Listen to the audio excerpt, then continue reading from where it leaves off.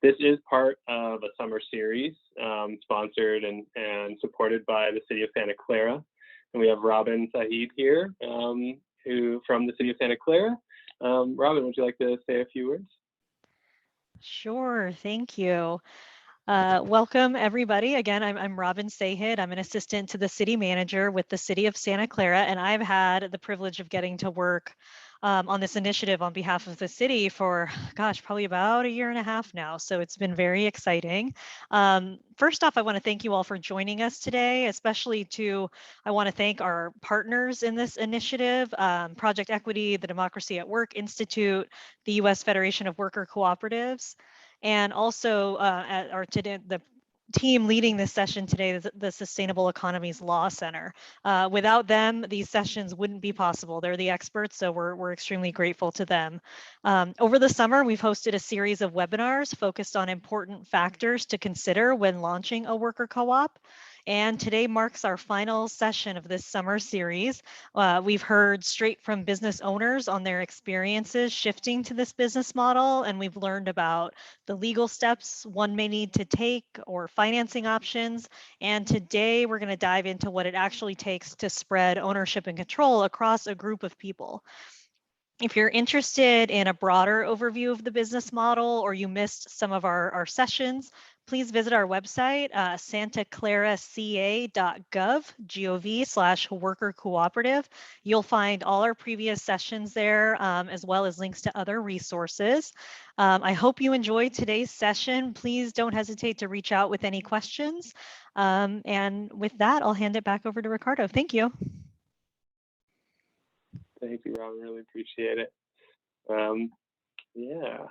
So let's see. I am Ricardo Nuñez. I work at the Sustainable Economies Law Center, and our organization is based in Oakland, but we actually have folks around the country doing this work. And our mission is to provide legal education, research, advice, and advocacy for just and resilient local economies. And my work at the Law Center for the last almost 9 years has been primarily focused on supporting the growth of the worker cooperative sector, whether that's through supporting policy advocacy initiatives like the ones that helped bring this particular training to you today, or doing training and education for worker owners and or business owners looking to convert to cooperative structures, or training attorneys. And we have a legal advice session, 3 times per month legal advice session. It's online, obviously, right now. So as we're working through the different topics today, if there's questions that you have, please, like I said, feel free to put them into the chat.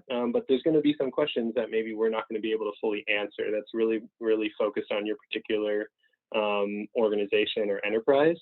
And those are great questions to bring to the Resilient Communities Legal Cafes that you can find on our website, www.theselk.org. So what are we going to be doing today? So today we are, like Robin said, we're going to be talking about governance, spreading power and decision-making in cooperative organizations. And so first I want to just start off with some intros and expectations, lightly touching on cooperative difference, because maybe there's some folks on the call who still are trying to wrap their heads around what a cooperative is. We're going to talk about governance and management in worker cooperative corporations, and particularly around the role of and responsibilities of a board of directors. A lot of people have misconceptions around what the board of directors, what they are legally obligated to do versus what roles they've actually been provided and power they've been given that aren't legally obligated, but a lot of people do anyway. We're going to talk about governance and management in LLC worker cooperatives and how that's a little bit different than cooperative corporations. We're going to touch on some case studies throughout, and hopefully we'll have some time to just have a general Q&A at the end. So just have a conversation. I just want to let folks know that that we are a legal organization and we see ourselves as a movement support organization. And so there's this growing field across the United States about empowerment-driven lawyering or movement lawyering, which is an emerging approach to progressive lawyering that fosters the collective action and active democratic participation of low-income and working-class people to reshape our social, economic, and political systems. And so that's really how I orient myself to this work, and a lot of us at the Sustainable Economies Law Center does. And so that's how we enter this work and trying to figure out what are practical ways that we can do now to really spread that power and wealth under our current systems and hopefully transition to a more just one. Also wanted to give a disclaimer before we get started that this guy right here, I am not an attorney yet. I'm waiting for my bar results. So hopefully I'll be an attorney soon, but I'm a legal apprentice. So in California, you don't actually have to go to law school to become an attorney. You can apprentice under an attorney for 4 years and learn the practical ways of doing law and then become eligible to take the bar. So this is not legal advice. This is just legal information and education. And so if you want legal advice, come to the Legal Cafe. So just to start us off with some intros and expectations, I would love it if folks can drop their name into the chat, where you're coming from, if you're from a particular organization or business, and if there's a question that you want to get answered, like why are you coming today to this workshop? What's the question that you're sort of that's rattling around for you around governance, management, distributing power, and ownership and control over an organization, across an organization?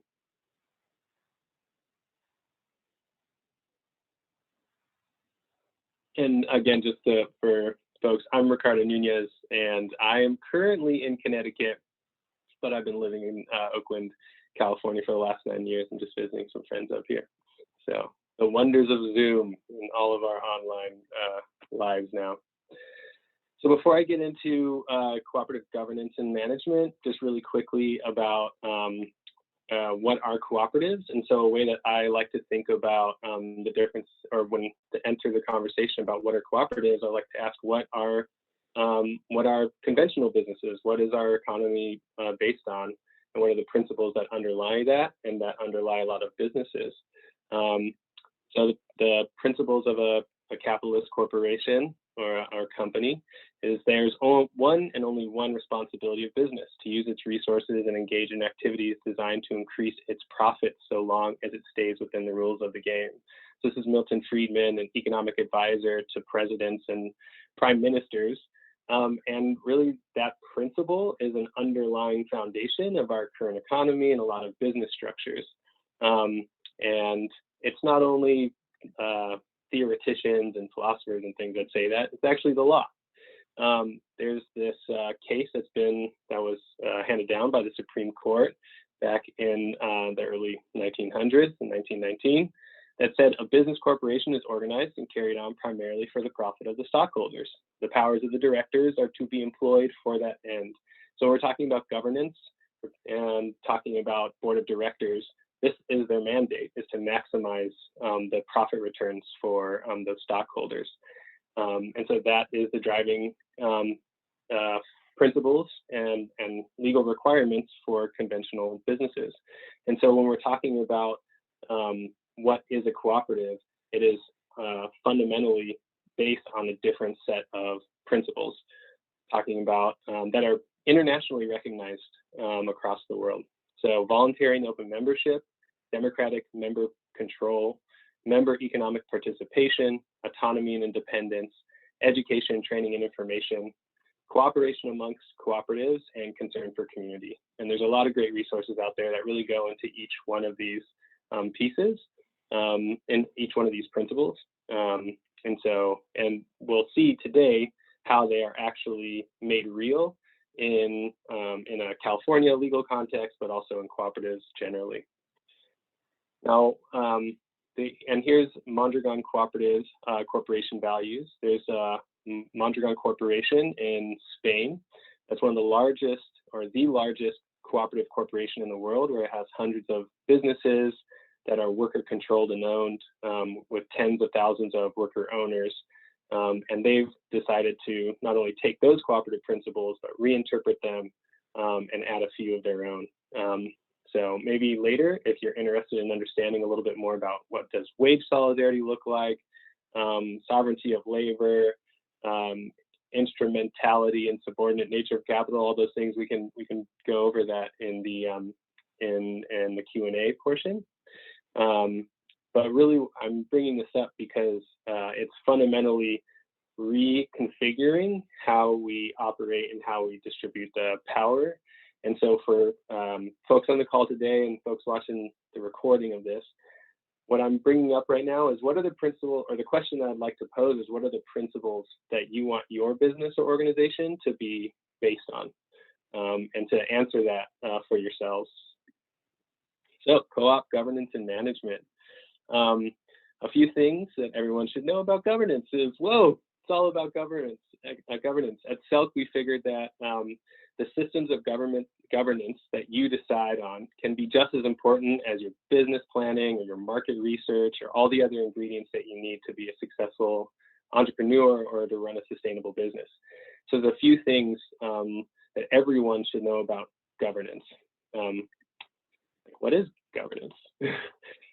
When I'm thinking about governance, one of the great things about our organizations is, whether they're for-profit or nonprofit, is that they act like little microcosms of a larger economy. And the way that power is distributed, the way money flows, who can make decisions and who benefits from the organization, all of these things are places for us to think differently about at the small level of our organization that can actually influence the larger systems that we are a part of.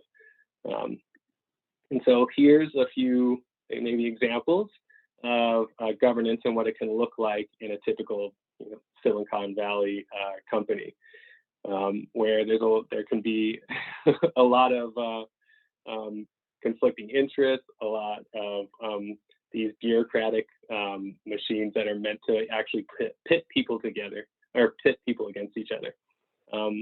So what does it look like for a cooperative? Well, one of the fundamental things about a cooperative is that every member has one vote. Cooperatives are member-owned and democratically governed organizations. So as opposed to a conventional business, where how much money you've invested in the business equals how much power you have to influence and control the operations of the business, in a cooperative, people equals power.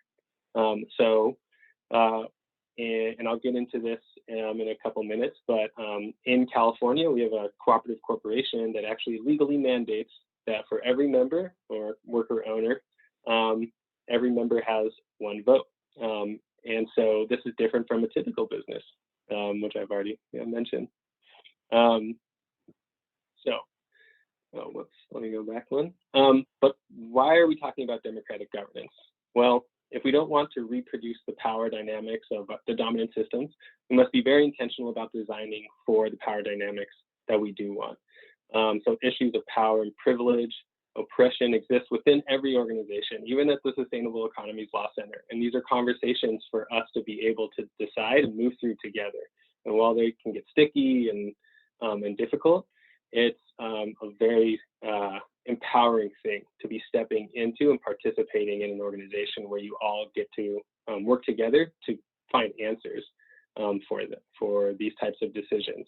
And so it means that you need to create the structures, the governance structures and the management structures that allow you to have those conversations in ways that really strengthen the organization and strengthen the people or the members inside of it, as opposed to not really doing that intentional work beforehand and muddling through it and making mistakes and those types of things. So that's why it's really important to think about this intentionally and beforehand. And we'll get into some principles about how you can start doing it. I think a lot of times people are, when they think of cooperatives, they might think of meetings that look like this, where somebody is talking about something that's totally irrelevant. There's not a lot of structure, and you're sitting there wondering, what are you doing at this meeting? There's no real, people don't take the time to create a real system for who's making decisions, how they're making decisions, and how those decision makers are being held accountable. So deciding on no or very little structure is not a good way to start your governance structure. So how do we set those structures up? So I'm going to skip a couple of these that are just talking about the importance of, I think right now, a lot of people wanting to participate more, especially millennials and younger folks want to actually participate in their organizations in a different way than past generations. One of the principles for the Sustainable Economies Law Center when we're working with clients is a principle called the tyranny of structurelessness.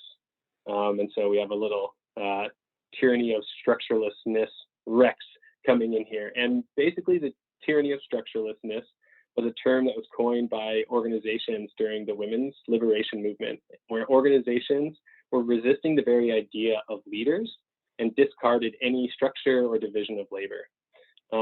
However, as one feminist organizer observed, this apparent lack of structure often disguised an informal, unacknowledged, and unaccountable leadership that was all the more pernicious because its very existence was denied.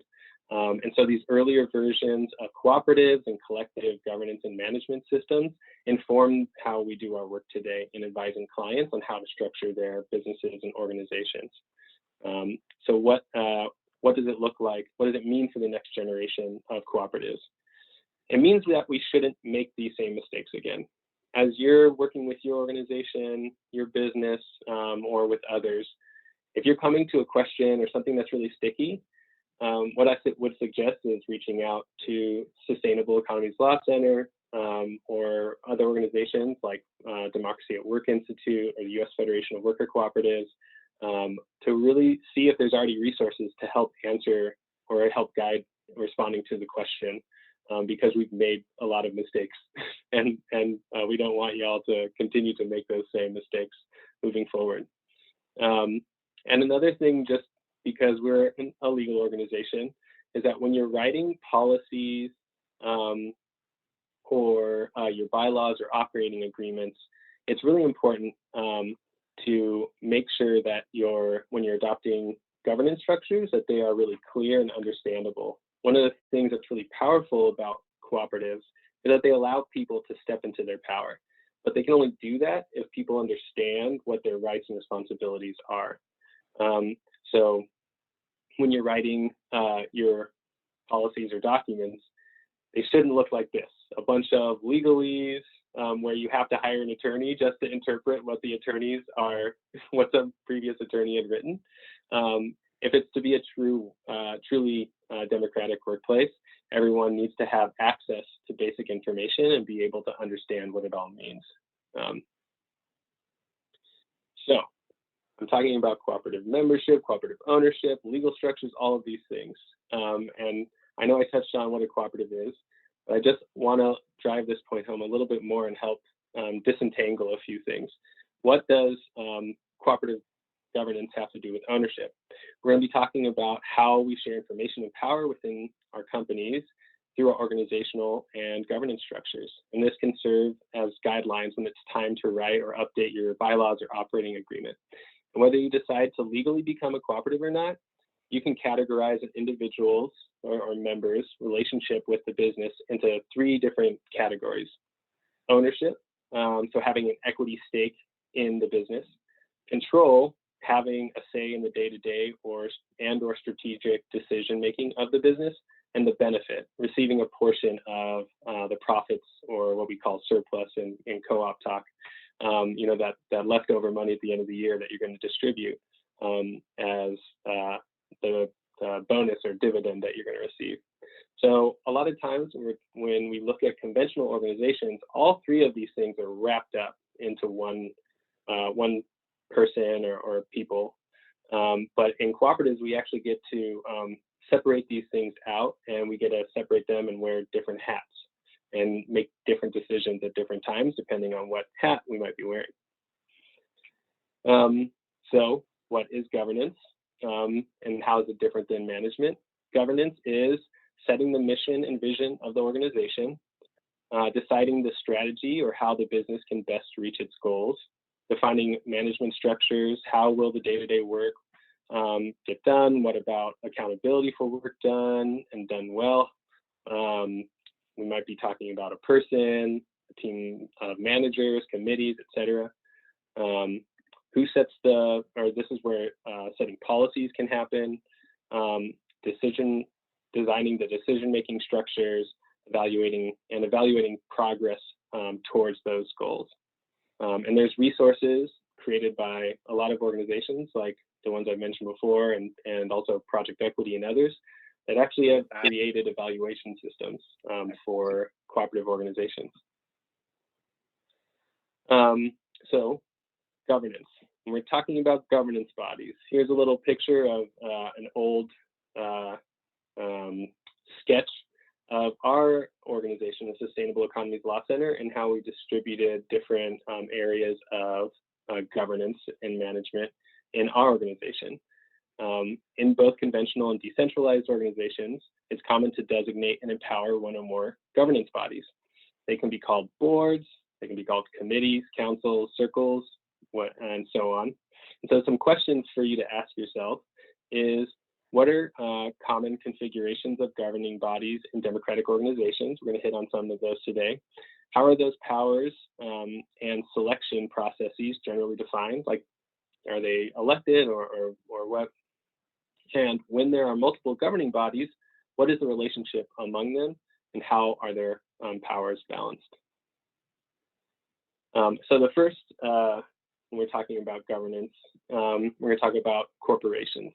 So just as a high-level overview, legally corporations are legal people, and they're separate from the owners and the workers. And so you have a corporation where the members are the shareholders, and the workers are presumed to be employees and get W-2s, workers' compensation, et cetera. And you have to adhere to corporate formalities. There's another webinar that we did, creating a legal entity, where I think we went over some of that, those corporate formalities. In California, we actually have a legal cooperative corporation, and it incorporates cooperative principles of democratic decision-making and worker ownership. And its general purpose is to operate at cost for members. And the legal requirements is one member, one vote. And there's a 15% cap on capital investment. So people who are not members and they're outside investors, there's actually a cap on how much those outside investors can get in return. And only cooperative corporations can have the word cooperative in its name. And there's a special tax deductions for patronage, or those dividends that I was talking about earlier. So this is just to orient ourselves that there's corporations and cooperative corporations. And for all corporations, there's a legal requirement to have a board of directors. And so when we're talking about governance for corporations, the board of directors is where members get to exercise that one member, one vote right that they have. So this is a diagram that was created by the ICA group. They're based in the Northeast in New England. And just to show how the power of governance flows in their organization. So you have the members, or the worker owners, who elect the governing board, and those board of directors make certain decisions. A lot of time the governing board appoints, or they appoint the officers and can appoint the managers. They make those high-level decisions that I was talking about before that steer the cooperative towards its goals. And then you have the managers who manage the day-to-day operations. So this is just the general flow of how power can be distributed in a cooperative, and particularly a cooperative corporation.